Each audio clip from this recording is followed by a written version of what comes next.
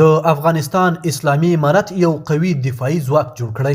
سلام ستړي مشئ، په سر کې یادونه کوو که مو چینل نه وي سبسکرایب کړی د تازه او مهمو خبرونو لپاره افغان پلس چینل در سره سبسکرایب کړئ. د افغانستان د اسلامي امارت چارواکو اعلان کړی چې طالبانو په هیواد کې یو منظم او قوي دفاعي ځواک جوړ کړی چې موخه یې د امنیت ټینګښت او د ملي حاکمیت ساتنه بلل شوې ده. د طالبانو د دفاع وزارت د معلوماتو له مخې دا دفاعي ځواک منظم پوځي جوړښت لري او په بیلابیلو برخو کې روزل شوی دی چې پکې د سرحدونو ساتنه، د مهمو دولتي تاسیساتو امنیت او داخلي ګواښونو مخنیوی شامل دي.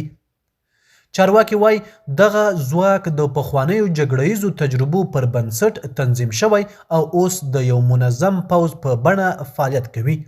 طالبان ټینګار کوي چې دفاعي ځواک یې د هیواد د ثبات لپاره جوړ شوی او د هیڅ چا پر ضد تهاجمي نیت نه لري، بلکې یوازې د افغانستان د خاورې او خلکو د امنیت د ساتنې لپاره کارول کیږي. خو نړیوال څارونکي او د سیمې یو شمېر هیوادونه د طالبانو د پوځي توان په اړه اندېښنې لري او وایي چې د دوامداره ثبات لپاره باید امنیتي ځواکونه د نړیوالو اصولو او بشري حقونو په چوکاټ کې فعالیت وکړي.